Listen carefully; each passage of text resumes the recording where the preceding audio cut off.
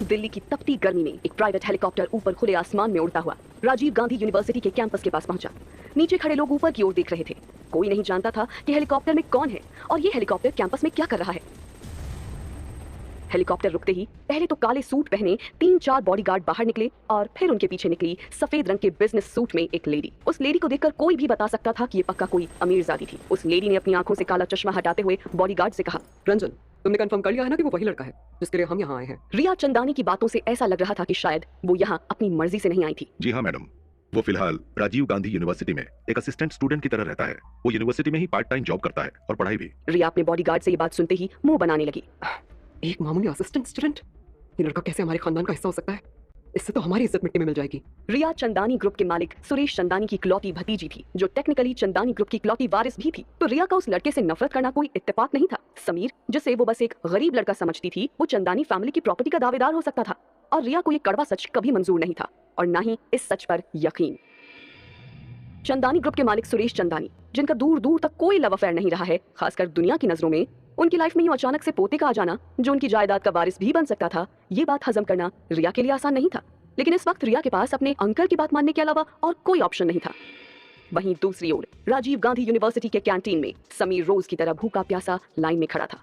उसकी आंखें खाने की प्लेटों पर थी, मगर उसकी जेब में बस चंद रुपए थे। फिर से ब्रेड बटर? कुछ और क्यों नहीं लेते? इस वक्त ब्रेड बटर नहीं है, खाना है तो कुछ और खरीदना पड़ेगा। कैंटीन वाली आंटी ने समीर को रूखे अंदाज में जवाब दिया।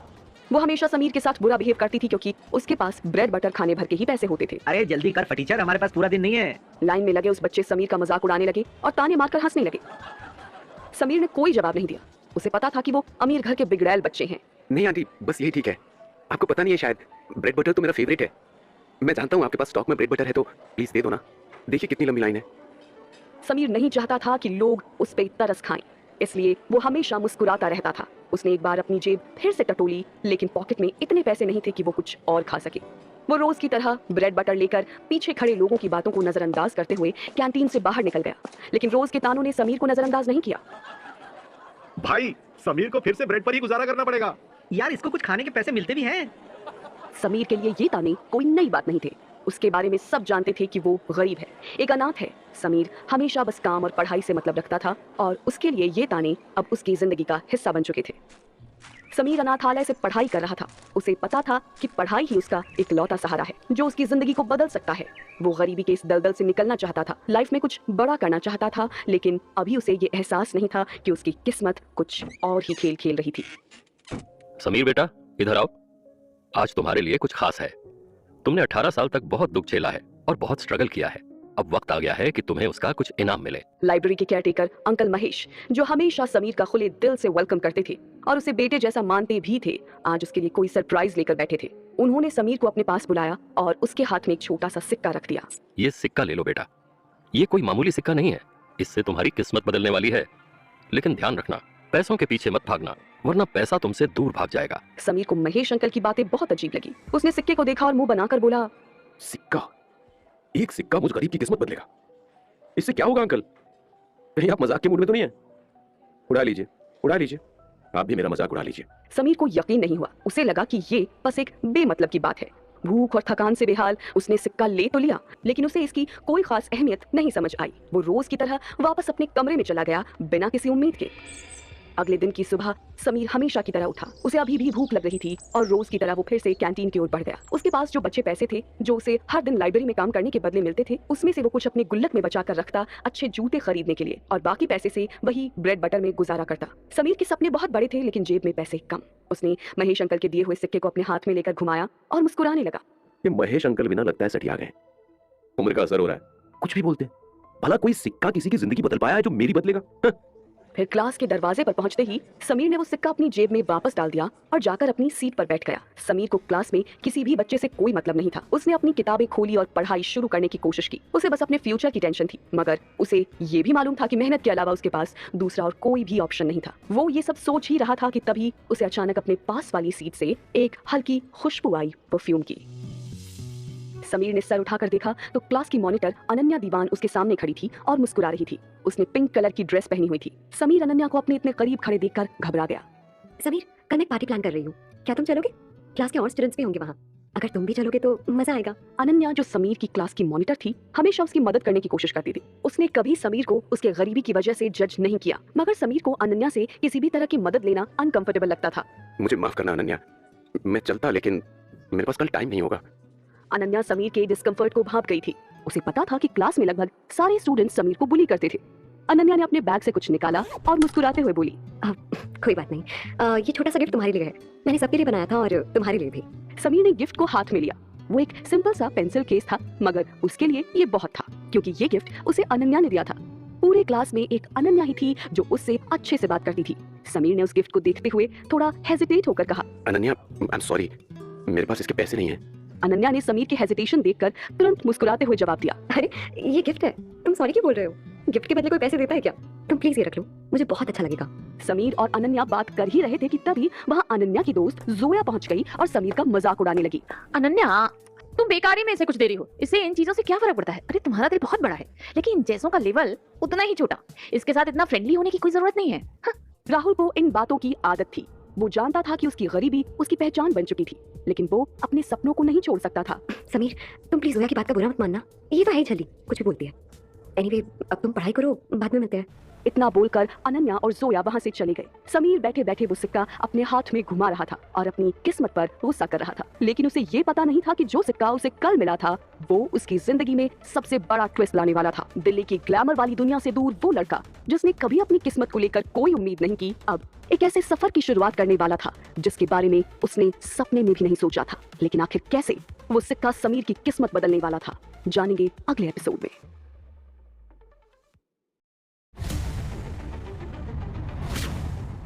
क्या अनन्या, तू हमेशा उसका टीचर समीर की साइड लेती रहती है? कम से कम अपना स्टेटस तो मत भूल, तू क्लास की मॉनिटर है। और वो मामूली असिस्टेंट स्टूडेंट जो कैंटीन के ब्रेड बटर पर जिंदा है इस यूनिवर्सिटी में। तेरी वजह से मेरा भी स्टेटस डाउन हो रहा है। जोया को अनन्या का समीर का साइड लेना फूटी आंख नहीं भाता था, लेकिन अनन्या दिल की साफ थी और सबसे अच्छा बर्ताव करती थी। उसने जोया को समझाते हुए कहा, बस भी कर जोया, कितना चिड़चिड़ करेगी? समीर बुरा लड़का नहीं है, बस गरीब है। अब इसमें उसकी क्या गलती है? तू ना ओवर रिएक्ट करती है। क्लास के बाकी स्टूडेंट्स जोया और अनन्या की बात बहुत देर से सुन रहे थे। तभी दूसरी सीट पर विवेक नाम का एक लड़का तपाक से दोनों की बात बीच में काटते हुए जोर से बोल पड़ा, अरे मॉनिटर, तुम इस फटीचर को क्यों इनवाइट कर रही हो? अगर ये पार्टी में आया तो हमें क्राउड फंडिंग करनी पड़ेगी इसे खिलाने पिलाने के लिए। और वैसे भी समीर हर दिन लाइब्रेरी में साफ सफाई करने जाता है ताकि अगले दिन खाना खा सके, वो भी क्या, ब्रेड बटर। विवेक समीर से चिढ़ता था। उसकी बात सुनकर क्लासरूम में सभी ठहाका मारकर हंसने लगे। समीर की गरीबी को लेकर मजाक उड़ाया जा रहा था, लेकिन उसे इससे कोई खास फर्क नहीं पड़ा। वो अपने नोट्स में खोया हुआ था। लेकिन अनन्या को ये सब बिल्कुल भी अच्छा नहीं लग रहा था। उसने क्लास मॉनिटर होने के नाते तुरंत विवेक को फटकार लगाई। विवेक, ये तरीका नहीं है अपने क्लासमेट से बात करने का। समीर हमारे साथ पढ़ता है, कुछ तो रिस्पेक्ट करो। वो गरीब है इसका मतलब ये नहीं कि तुम्हें उसे बुली करने का लाइसेंस मिल गया है। आगे से ऐसा हुआ ना तो प्रिंसिपल से कंप्लेंट कर दूंगी। ये बात मैं पूरी क्लास से कह रही हूँ। तभी क्लासरूम के बाहर से तेज आवाजें सुनाई दी। एक लड़की भागती हुई अंदर आई। उसके चेहरे पर घबराहट साफ दिख रही थी। उसने अचानक से सबका ध्यान अपनी ओर खींचते हुए एक ऐसी खबर सुनाई जिसने सबके होश उड़ा दिए। अरे अरे अरे, सुनो सुनो सुनो, बहुत बड़ी खबर है। मैंने सुना है दिल्ली के सबसे अमीर बिजनेसमैन सुरेश चंदानी के आदमी हमारी यूनिवर्सिटी में आए हैं उनके पोते से मिलने। यस, पोता उनका पोता भी है। ओह माय गॉड, वो भी हमारी यूनिवर्सिटी में। मैंने तो ये भी सुना है कि वो अपने पोते को अपनी फैमिली बिजनेस का वारिस बनाने वाले हैं। क्या सुरेश चंदानी का बिजनेस? वो तो अरबों खरबों का बिजनेस है, दिल्ली का सबसे बड़ा बिजनेस टाइकून।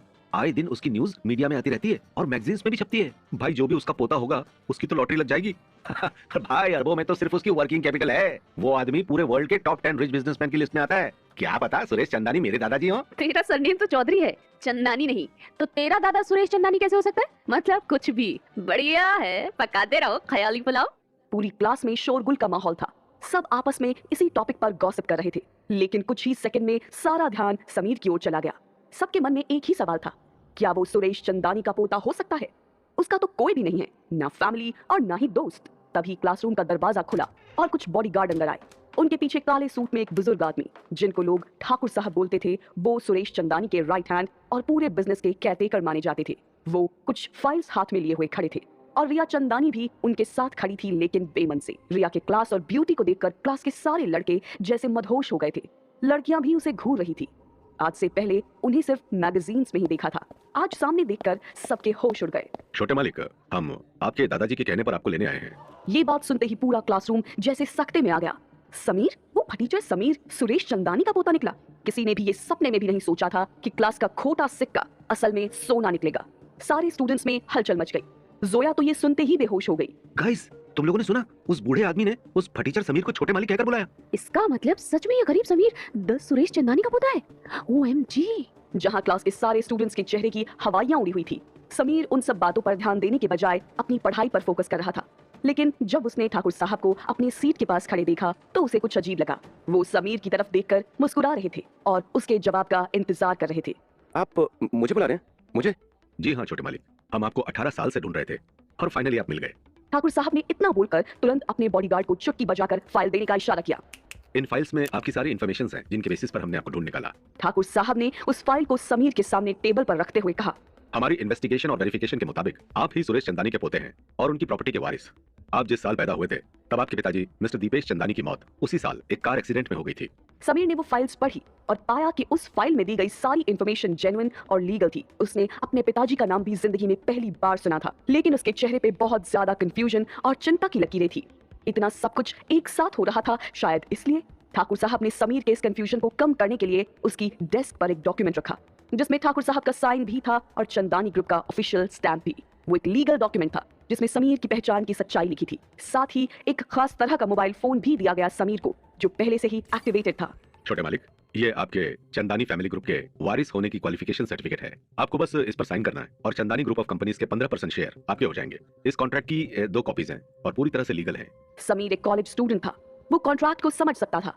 जितना उसने कॉन्ट्रैक्ट पढ़ा उसकी एक्साइटमेंट बढ़ती गई क्योंकि उसे रियलाइज हुआ कि ये कॉन्ट्रैक्ट सच में वैसा ही था जैसा ठाकुर साहब ने बताया था। इसमें कोई धोखा नहीं था। जैसे ही वो साइन कर देगा चंदानी ग्रुप के 15% शेयर उसके हो जाएंगे। फिर अचानक समीर के दिमाग में एक अजीब सी आवाज गूंजी, congratulations, quantum wealth system active हो चुका है। Welcome to quantum wealth system mister Sameer Chandani. आप हैं इस सिस्टम के नए होस्ट। ये सिस्टम आपकी हेल्प करेगा बिजनेस शुरू करने में और वेल्थ कमाने में। बस आपको सिस्टम के दिए हुए टास्क पूरे करने होंगे।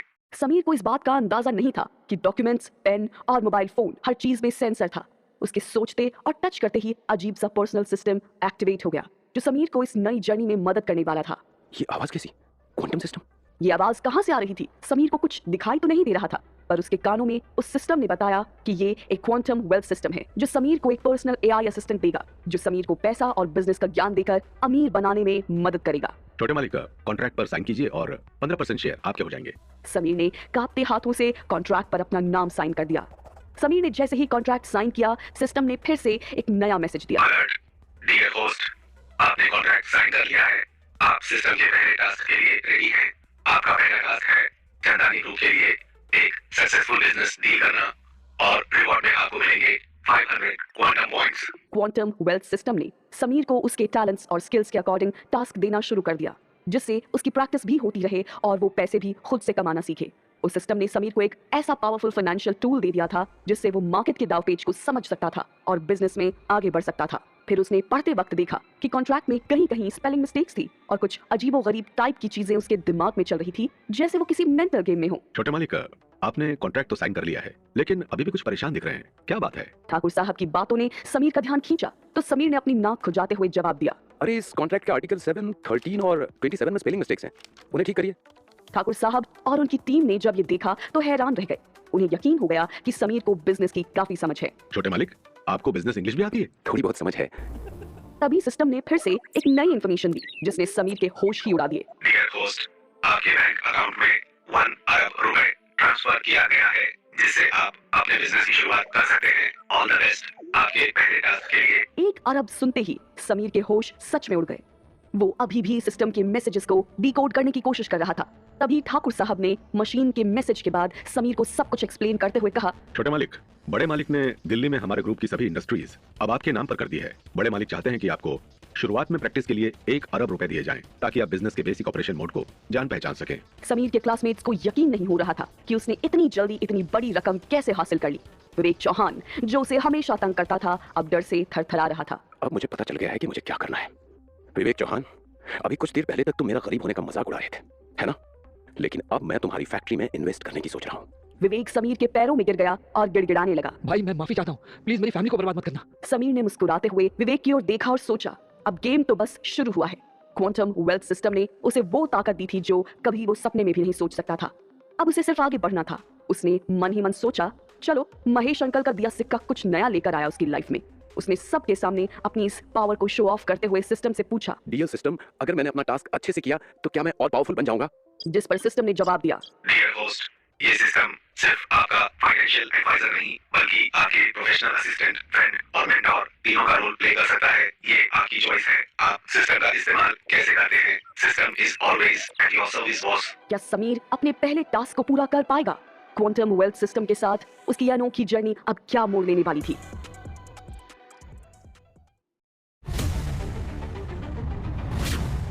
महेश अंकल का दिया सिक्का जब से समीर के पास आया था, समीर की रातों रात किस्मत ही बदल गई थी। समीर का अचानक गरीब से अमीर बन जाना और करोड़ों रुपए की पावर बैंक अकाउंट में आ जाना, और ये पावर अगली सुबह होते होते अपने साथ कुछ बड़े बदलाव लेकर आया। ऐसा बदलाव जो रातों रात बिजनेस की दुनिया का तख्ता पलट कर सकता था। और इस बदलाव की शुरुआत हुई समीर चंदानी की नई चाल के साथ। समीर ने अपने क्लासमेट विवेक चौहान से बदला लेने की वजह से उसकी पापा की कंपनी में इन्वेस्ट करने का प्लान बनाया था, और ठाकुर साहब को अपने छोटे मालिक की बात तो माननी ही थी। ठाकुर साहब के काम करने का लेवल बहुत हाई था, इसलिए वो सुरेश चंदानी के सिर्फ पर्सनल असिस्टेंट और बिजनेस केयरटेकर ही नहीं बल्कि राइट हैंड माने जाते थे। बिजनेस जगत में सब एक दूसरे से परिचित थे और चंदानी ग्रुप से पंगा लेने की हिम्मत किसी में नहीं थी। समीर का बदला पूरा करने के लिए ठाकुर साहब ने चौहान स्टोन फैक्ट्री को बिल्कुल अकेला कर दिया, जिससे उनकी बदनामी हुई और नुकसान भी। समीर के बदले ने चौहान परिवार की दुनिया ही पलट दी। संदीप ढींगरा, जो स्टोन फैक्ट्री का पहले मालिक था, अब अपनी फैक्ट्री के सामने खड़ा हैरान था। उन्होंने वो फैक्ट्री विवेक के पापा अशोक चौहान को पार्टनरशिप में दे दी थी और चौहान की फैमिली उसी फैक्ट्री में रहती थी। अगले ही दिन चंदानी ग्रुप ने उसके आसपास की सभी फैक्ट्रियों को खरीद लिया था। अब सारा मशीनरी सामान और प्रोफेशनल लोग चंदानी ग्रुप के थे उस फैक्ट्री में। अरे चौहान, तू अभी तक चैन की नींद सो रहा है? अरे बाहर निकल कर देख, सब खत्म हो गया है। हमारी फैक्ट्री को चंदानी ग्रुप ने खरीद लिया है रातों रात। अब तेरे साथ कोई बिजनेस नहीं करना चाहता। क्या क्या बकवास कर रहे हो ढींगरा सुबह सुबह? ढींगरा ने सुबह सुबह जब अशोक चौहान को फोन पर यह खबर दी तो वो हड़बड़ी में नींद से उठकर वहां पहुंचा और अपनी फैक्ट्री को देखकर चौंक गया। चारों तरफ बस खामोशी थी। फैक्ट्री में एक भी नया ऑर्डर नहीं आ रहा था और पुराने कस्टमर कॉन्ट्रैक्ट कैंसिल कर रहे थे। सबको पता चल गया था कि चौहान परिवार ने सुरेश चंदानी के पोते समीर को नाराज किया है। दिल्ली के बिजनेस सर्कल में कोई भी इस झमेले में नहीं पड़ना चाहता था। आकाश चौहान अपने ऑफिस में बैठकर सिगरेट पर सिगरेट फूंक रहा था। उनके सामने उनका बेटा विवेक घुटनों के बल बैठा हुआ था। उसके चेहरे पर डर और मायूसी दोनों थी। वो सिसक सिसक कर अपने पापा के पास बैठकर रोने लगा, जैसे उसकी दुनिया ही उजड़ गई हो। क्या बात है विवेक, ये क्या नया ड्रामा है? दिखाई नहीं दे रहा कि मैं पहले से परेशान हूँ। जल्दी बताओ बात क्या है। विवेक ने हड़बड़ाते हुए अपने पापा को बताया कि कैसे उसने समीर को क्लास में बुली किया था और उसकी गरीबी का मजाक उड़ाया, जिसकी वजह से उसने बदला लिया और एक दिन में ही चौहान फैमिली की जिंदगी बदल गई। समीर, जो कभी आम लड़का था, अब दुनिया के सबसे अमीर इंसान का पोता निकला। पापा, मुझे सच में नहीं पता था कि वो लड़का इतनी किस्मत वाला निकलेगा।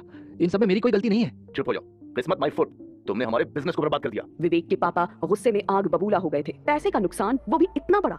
इस नुकसान को पचाना इतना आसान नहीं था। तुम अब फैक्ट्री छोड़ दो, अब तुम्हारे अंकल फैक्ट्री का काम संभालेंगे। ऐसा करो, कुछ दिनों के लिए तुम और तुम्हारी माँ विदेश चले जाओ। जब तक यहाँ की आग ठंडी नहीं हो जाती, अंडरग्राउंड रहो। पापा, क्या आप मुझे खुद से दूर करना चाहते हैं? क्या तुम चाहते हो कि हमारी जिंदगी पर खतरा बन रहा है? जिंदा रहना चाहते हो तो यहाँ से जाओ। तुमने ऑलरेडी बहुत नुकसान कर दिया है। अगर उनकी नजरों के सामने रहे तो पता नहीं और क्या क्या इसे झेलना पड़ेगा। अब जाओ यहाँ से। विवेक झुंझलाकर अपने पापा के ऑफिस से बाहर निकल गया, लेकिन उसके चेहरे पर एक अजीब सी मुस्कान थी। उसे अपने पापा पर पूरा कॉन्फिडेंस था। उसने सोचा कि अगर समीर ने थोड़ी किस्मत पा भी ली तो उसका वक्त ज्यादा दिन तक नहीं टिकेगा। दूसरी ओर समीर को इस बात की भनक तक नहीं थी कि उसका छोटा सा बदला चौहान फैमिली के लिए इतना बड़ा झटका बन गया था। इस वक्त वो एक 5 स्टार होटल के आलीशान बेड पर सो रहा था, जिस पर फूल बिखरे हुए थे। समीर ने जब आंखें खोली तो देखा कि सामने ठाकुर साहब खड़े मुस्कुरा रहे थे। अरे ठाकुर साहब, आप कब से खड़े हैं यहाँ? सिर्फ 2 घंटे हो गए छोटे मालिक। मैं तो सुबह 7 बजे से आपकी सेवा में हूँ। ओह शिट, 9 बज गए। पता नहीं कैसे आज मैं 9 बजे तक सोता रह गया। ऐसा पहले कभी नहीं हुआ। समीर थोड़ा शर्मिंदा हुआ। उसे पहले कभी इतनी अच्छी नींद नहीं मिली थी। हमेशा उसकी नींद भूख के मारे जल्दी खुल जाती थी, लेकिन पिछली रात समीर ने जिंदगी में पहली बार पेट भर खाना खाया था, वो भी 5 स्टार होटल वाला, और मखमल के बिस्तर पर सोया था, इसलिए आज उसकी नींद नहीं खुली। ठाकुर साहब ने समीर को बताया कि कैसे उसके दादाजी टाइम के पक्के हैं। ठाकुर साहब ने समीर को फिर प्यार से सलाह दी कि लाइफ में कुछ बड़ा बनना है तो टाइम की वैल्यू करना, जल्दी सोना और जल्दी उठना कितना जरूरी है। आप सही कह रहे हैं, मैं ध्यान रखूंगा। वैसे आज मुझे दोस्तों के साथ एक पार्टी में जाना है, आप मेरे साथ मत चलना, मैं अकेला ही जाऊंगा। ओके? आपकी सेफ्टी हमारी प्रायोरिटी है छोटे मालिक। रंजन और कुछ बॉडीगार्ड छुप के आपकी सेफ्टी का ध्यान रखेंगे। डोंट वरी, किसी को कुछ पता नहीं चलेगा। समीर ने सर हिलाया और फिर अपने दिन की शुरुआत की। उधर लोटस टेंपल के पास अनन्या और उसके दोस्तों ने लेक साइड हेवन नाम का एक फार्म हाउस किराए पर लिया था पार्टी करने के लिए। उस फार्म हाउस के पास एक लेक भी था, जहां बहुत सारे लोकल बिजनेसमैन अपनी बोट रेंट पर देते थे टूरिस्ट्स को। इससे वहां का लोकल बिजनेस भी बढ़ता था और लोगों की भीड़ भी। क्लास के लगभग सारे स्टूडेंट्स उस पार्टी में मौजूद थे और फुल ऑन मस्ती मजाक कर रहे थे, शोर मचा रहे थे। अनन्या को इतना शोरगुल पसंद नहीं था। उसकी नजरें समीर को ढूंढ रही थी, लेकिन वो उस वक्त पार्टी में नहीं था।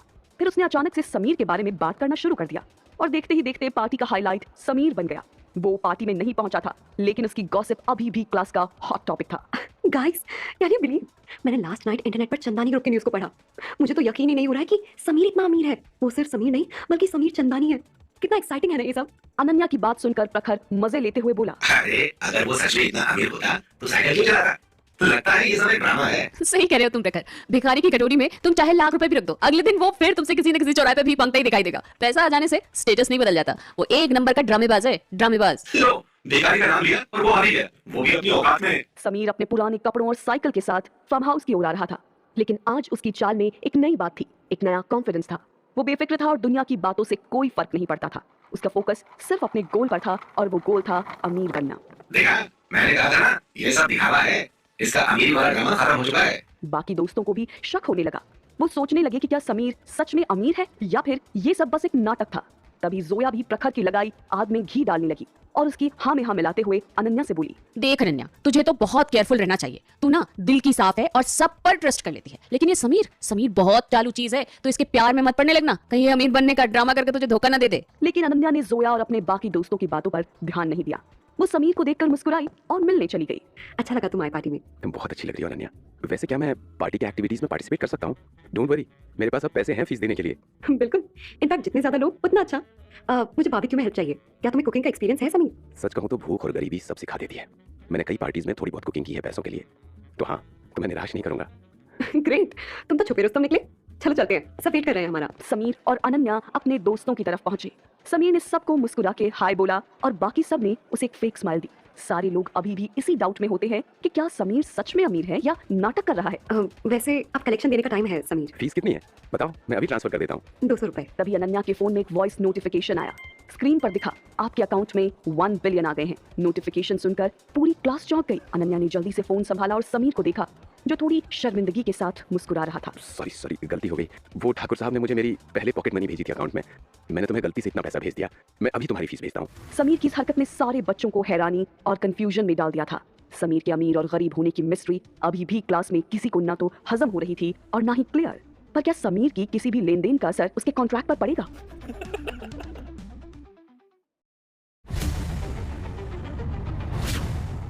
समीर ने अनन्या को 200 रुपए कलेक्शन फीस ट्रांसफर किया। उसके अंदर अभी नए पैसे का जोश था और इस नई पावर और अटेंशन को वो एंजॉय करना चाहता था, लेकिन उसे शायद इस पावर के साथ आने वाली रिस्पॉन्सिबिलिटी का पूरी तरह से एहसास नहीं था। फिर समीर के मोबाइल पर सिस्टम का नोटिफिकेशन आया और उसके पैरों तले जमीन ही खिसक गई। अलर्ट, डियर होस्ट, आपने 99 करोड़ रुपए का ट्रांजैक्शन किया है, जिसके लिए सिस्टम आपको दे रहा है स्पेशल रिवॉर्ड, एक टास्क गिफ्ट बैग और अमीरों के शॉपिंग मॉल का अनलिमिटेड एक्सेस, और साथ ही अनलॉक करता है आपका अगला टास्क। और आपका अगला टास्क है दिल्ली की 10 सबसे अच्छी प्राइवेट कंपनियों को जोड़ना और उनकी मार्केट वैल्यू को डबल करना। All the best. समीर ने जब अपने बैंक अकाउंट को देखा तो उसको बहुत गुस्सा आया। समीर को परफेक्शन की एक अजीब बीमारी थी। उसे अपने बैंक अकाउंट में घट रहे फिगर को देखकर अजीब सी बेचैनी हो रही थी, लेकिन वो अपनी इस फीलिंग को किसी के सामने शो नहीं कर सकता था, वरना फिर से सब उसका मजाक उड़ाने लगते। लेकिन समीर वो मैसेज देख खुद को रोक नहीं पाया और सिस्टम को जोर जोर से कोसने लगा। ओह शिट, मेरा सारा पैसा कहाँ चला गया? अब 1 अरब से सिर्फ 800 रुपए रह गए मेरे अकाउंट में। कैसा घटिया सिस्टम है ये, 1 मिनट में अमीर बना दे रहा है और दूसरे मिनट भिखारी। समीर अभी क्वांटम सिस्टम के खेल को समझ रहा था। उसे ये बात नहीं पता थी कि सिस्टम को जितना ज्यादा यूज किया जाएगा, सिस्टम उस हिसाब से होस्ट को टास्क देगा और बिजनेस के इस खेल में आगे बढ़ाएगा। अब समीर ने गलती से ही इतना बड़ा लेन देन कर दिया, लेकिन सिस्टम ने उसे रिवॉर्ड किया और अगला बड़ा टास्क भी दिया। अब देखना ये था कि समीर के लिए ये सब कितना चैलेंजिंग होने वाला था। अब मैं इन 800 रुपए का अचार डालूं? साला, मेरी तो किस्मत ही खराब है। ऐसे दिन आ गए हैं कि अब एक मशीन मेरा फ्यूचर डिसाइड कर रहा है। तभी बगल से प्रखर और जोया गुजर रहे थे और उन दोनों ने समीर की बड़बड़ाहट सुन ली थी। उन्हें लगा कि समीर सबको 100 करोड़ का ट्रांसफर मैसेज दिखाकर बेवकूफ बना रहा था। वो अभी भी ड्रामा ही कर रहा है और ये सब झूठ है, कुछ तो लोचा था। तभी प्रखर और जोया ने एक दूसरे को इशारा किया और समीर को ताना मारने लगे। अरे यार समीर, अभी तो तुम्हारे पास 100 करोड़ रुपए थे ना, अब क्या हुआ? 800 रुपए बचे हैं। चलो, हम सबके लिए कुछ बड़ा करने का प्लान तो गया, अब क्या कोल्ड ड्रिंक पिलाएगा? इतना बोलकर प्रखर और जोया ठहाका मारकर हंसने लगे। तभी समीर ने झुंझलाहट में प्रखर को जवाब दिया, अभी मूड नहीं है, निकल जाओ यहाँ से। वैसे भी तू ये सब समझेगा नहीं, ये सिस्टम इसने गड़बड़ कर दिया सब। उस वक्त समीर का चेहरा देखने लायक था। वो खुद भी समझ नहीं पा रहा था कि इतने पैसे अचानक कहां चले गए। ये सब समीर के लिए नया था और धीरे धीरे चंदानी ग्रुप का ये बिजनेस सिस्टम अपने पत्ते खोल रहा था, जो समीर के दिमाग की दही कर रहा था। क्वांटम वेल्थ सिस्टम, तूने मेरे सारे पैसे क्यों ले लिए? वापस कर पैसे। अलर्ट, डियर होस्ट, अभी आपके इमोशंस बहुत अनस्टेबल हैं। सिस्टम आपको एक लंबी और गहरी सांस लेने की एडवाइस देता है। बिजनेस करने के लिए शांत रहना और सिस्टम का सही इस्तेमाल करना बहुत जरूरी है। आप जो भी लेन देन करेंगे उसका असर आपके परफॉर्मेंस और बिजनेस पर पड़ेगा। इसलिए आप मेरे दिए गए टास्क को फिनिश करें और ये सिस्टम आपकी पूरी हेल्प करेगा। सिस्टम ने समीर के गुस्से को सेंस किया और उसे अलर्ट भी किया। सिस्टम की ये वार्निंग समीर को ये बताने की कोशिश कर रही थी कि टेंशन या गुस्सा करने की जरूरत नहीं है, वरना इसका असर बिजनेस पर पड़ेगा। ये सिस्टम उसकी मदद करेगा और उन्हें बेहतरीन फायदों तक पहुंचाएगा। बस उसे अपने टास्क पर फोकस करना है। लेकिन समीर को और ज्यादा गुस्सा आ गया। मुझे कुछ नहीं सुना, वापस कर मेरे 99 करोड़। सिस्टम फिर से रिएक्टिवेट हुआ और समीर को एक नया मैसेज दिया। डियर होस्ट, ये सिस्टम आपका दोस्त भी है, इसलिए आपका मूड ठीक करने के लिए एक्सक्लूसिव शॉपिंग मॉल का अनलिमिटेड फ्री एक्सेस अनलॉक किया जाता है। अब आप जितनी मर्जी उतनी शॉपिंग कर सकते हैं। साथ ही आपके पास 3 एडवांस पावर बार हैं। इन बार्स को यूज करें और अपने स्किल्स बढ़ाएं। एंजॉय। सिस्टम के पास इंसानों के इमोशंस को सेंस करने की एबिलिटी थी, इसलिए जब सिस्टम ने समीर के खराब मूड को सेंस किया तो उसे शांत करने के लिए रिवॉर्ड्स को तुरंत अनलॉक किया और उसे रिवॉर्ड में 3 पावर बार्स को यूज करने का ऑप्शन दिया, जिसे समीर ने यूज कर लिया। इससे समीर की इमोशनल, मेंटल और फिजिकल तीनों एबिलिटी और भी बेहतर हो गई। लेकिन जब उसका ध्यान वापस से अपने क्लासमेट्स पर गया तो उसे फिर गुस्सा आ गया। गरीबी के ताने उसके गुस्से को ट्रिगर करते थे और उसी गुस्से में समीर ने पास की ईंट की दीवार पर हाथ मारा और दीवार झट से बिखर गई। अरे ये क्या था समीर? ये हाथ है या हथौड़ा? भाई तू तो बिल्कुल आयरन मैन जैसा बन गया, मगर तू रियल में आयरन मैन है नहीं और तुझ पे इतना एक्शन सूट भी नहीं करता। तभी बीच में जोया भी बोल पड़ी। वैसे प्रखर, ये दिखने में इतना बुरा भी नहीं है, लेकिन क्या फायदा इतनी अच्छी शक्ल और बॉडी का जब जेब में 800 रुपए ही हैं, वो भी खैरात में मिले हैं। क्या फनी कैरेक्टर है ये समीर। समीर ने सबको घूरा और फिर एटीट्यूड से बोला, तुम सब मुझसे जलते हो, लेकिन एक बात तो तुम लोगों को भी माननी पड़ेगी। अब मेरे पास ना सिर्फ पैसे हैं बल्कि ताकत भी है, इसलिए तुम लोग तमीज में रहना। अचानक समीर को रियलाइज हुआ कि ये सिस्टम बिजनेस का ज्ञान भी देता है, टास्क भी करवाता है और साथ ही अलग अलग तरीके के रिवॉर्ड्स भी देता है, बिल्कुल एक गेम की तरह जिसमें बहुत सारे लेवल्स पार करने होते हैं। वाकई में ये टेक्नोलॉजी तो कमाल की है। समीर को अब पता चल चुका था कि वो सिर्फ अमीर ही नहीं बल्कि सुपर ह्यूमन बन चुका था। जैसे हिंदी फिल्म कोई मिल गया में रोहन के साथ जादू नाम का एलियन और उसकी सुपर पावर थी, ठीक उसी तरह समीर की लाइफ में अब ये क्वांटम वेल्थ सिस्टम था जो उसकी लाइफ का जादू था। लेकिन क्या ये काफी था उसके अगले टास्क के लिए? दिल्ली की टॉप 10 प्राइवेट कंपनियों को मर्ज करना और उनकी मार्केट वैल्यू को डबल करना आसान काम नहीं था, लेकिन ये करना अब समीर के लिए जरूरी हो चुका था। समीर ने लिस्ट खोली और पाया कि दिल्ली के सबसे बड़े बियर ग्रुप का चेयरमैन था प्रखर चंदेल का बाप शेखर चंदेल। तो अब मुझे इस गधे प्रखर का बिजनेस हड़पना होगा। अब मजा आएगा खेल में। समीर की जिंदगी एक तरफ जहां नए मोड़ पर आ रही थी, वहीं उसके आसपास के लोग उसे अब भी मजाक के लायक ही समझते थे। उसे अभी भी कोई बहुत सीरियसली नहीं ले रहा था, क्योंकि सबको उसके अमीर होने पर पूरा भरोसा नहीं था। समीर को इस मजाक का मुंह तोड़ जवाब तो देना ही पड़ेगा, क्योंकि वो रुकने का नाम नहीं ले रहे थे। अरे यार, ये दीवार जो तोड़ी है उसका क्या? तेरे पास तो सिर्फ 800 रुपए बचे हैं। अब जुर्माना कैसे भरेगा? या फिर सच में हम सबको कोल्ड ड्रिंक पिलाएगा? तुझे कोल्ड ड्रिंक ही पसंद है ना? बता कितनी बोतलें चाहिए? भाई अगर मेरे पास तेरे जैसे पैसे होते तो मैं पूरे स्विमिंग पूल को कोका कोला से भर देता और फिर उसमें तैरता। समीर ने धीरे से ठाकुर साहब को एक मैसेज किया। कोई नहीं जानता था कि वो क्या करने वाला था। दूसरी तरफ अनन्या को समीर का इस तरह से मजाक उड़ते हुए देखना बिल्कुल पसंद नहीं था। वो श्योर नहीं थी कि समीर असलियत में अमीर है या नहीं, लेकिन वो जानती थी कि वो एक अच्छा लड़का है और होनहार भी। वो गुस्से में प्रखर की तरफ चलकर जाती गई। प्रखर, तुझे बोर्ड की डील करनी थी ना? किया क्या कुछ? हमारी क्लास के लिए बोर्ड की अरेंजमेंट करने की रिस्पांसिबिलिटी तेरी थी। अनन्या ने प्रखर को डांटते हुए कहा, अरे हाँ अनन्या, सब अरेंज कर दूंगा, लेकिन मेरी एक शर्त है, बाद में जब हम वोटिंग करेंगे तो तू मेरे साथ चलेगी, ठीक है? प्रखर चंदेल जो अमीर घर का बिगड़ा लड़का था, वो अपने बाप के पैसे पर उछलता था, क्योंकि उसने असली दुनिया नहीं देखी थी। उसे लगता था अनन्या को वो अपनी अमीरी के दम पर जीत सकता था। मैंने बोला ना, ये क्लास के लिए है, और वैसे भी मेरे साथ जाने वाला पहले ही फिक्स है, तो तू टेंशन ना ले। अनन्या की बात सुनकर सब उसके जवाब का वेट कर रहे थे कि आखिर वो वोट पर किसके साथ जाना चाहती थी। अनन्या ने कबाब की एक प्लेट समीर की तरफ बढ़ाई और बहुत ही रूखे अंदाज में प्रखर को जवाब दिया, मैं समीर के साथ जाऊंगी। अनन्या के मुंह से अपना नाम सुनकर समीर थोड़ा सरप्राइज होकर सोचने लगा, मुझे वोटिंग पर, वो भी अनन्या के साथ? ये सब क्या हो रहा है? समीर मन ही मन बहुत खुश हो रहा था, लेकिन बाहर से खुद को न्यूट्रल दिखा रहा था, क्योंकि अनन्या से उसे ऐसी उम्मीद सपने में भी नहीं थी। शायद उसकी नई पावर और स्टेटस ने ही ये असर डाला था। फिर थोड़ी देर बाद प्रखर का ड्रामा खत्म हुआ, लेकिन स्टूडेंट्स अब भी समीर को शक की नजरों से देख रहे थे। और तभी तेज हवा चली और फार्म हाउस की छत जोर से बजने लगी। एक प्राइवेट हेलीकॉप्टर आसमान से उतरने लगा। बड़े बड़े ट्रक, एक्सकेवेटर भी पहुंचने लगे और देखते ही देखते नपाई और खुदाई शुरू कर दी गई। मगर ये तो सिर्फ शुरुआत थी समीर की नई किस्मत की। अब वो अगले पड़ाव की ओर बढ़ रहा था। समीर मन ही मन मुस्कुराया। उसके अंदर एक नया जोश था। अब आगे क्या होगा? क्या वो अपने टास्क पूरे कर पाएगा?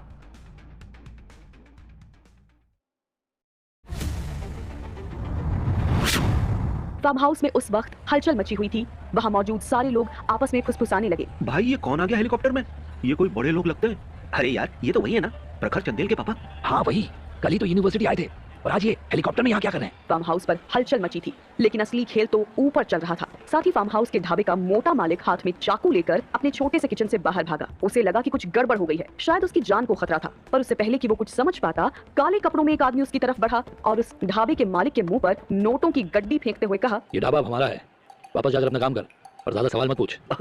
हाँ जी, मैं समझ गया जी। उस ढाबे के मोटे मालिक के चेहरे पर नोटों की बारिश हो चुकी थी और वो जितनी जल्दी हो सके नोट उठाकर भाग गया। इधर स्टूडेंट्स ये सब देखकर हैरान और परेशान हो गए। सब कुछ इतना अजीब था और अचानक हुआ कि उन्हें कुछ समझ ही नहीं आ रहा था। ये क्या हो रहा है? क्या पैसे से हर चीज खरीदी जा सकती है? लगता तो ऐसा ही है भाई। देखा तो ठाकुर साहब समीर से मिलने आए थे और समीर ग्रिल किए हुए कबाब को सीख पर लगा रहा था। फिर उसने ठाकुर साहब की तरफ देखा और मुस्कुराया। छोटे मालिक, मैं चंदेल ग्रुप के चेयरमैन शेखर चंदेल को यहाँ आपसे मिलवाने लाया हूँ। शेखर चंदेल जो ठाकुर साहब के पीछे चुपचाप खड़ा था, जल्दी से समीर के सामने झुक गया। वो समीर को इम्प्रेस करने की कोशिश करने लगा। समीर चंदानी जी, मैं शेखर चंदेल हूँ, सनवे ग्रुप का चेयरमैन।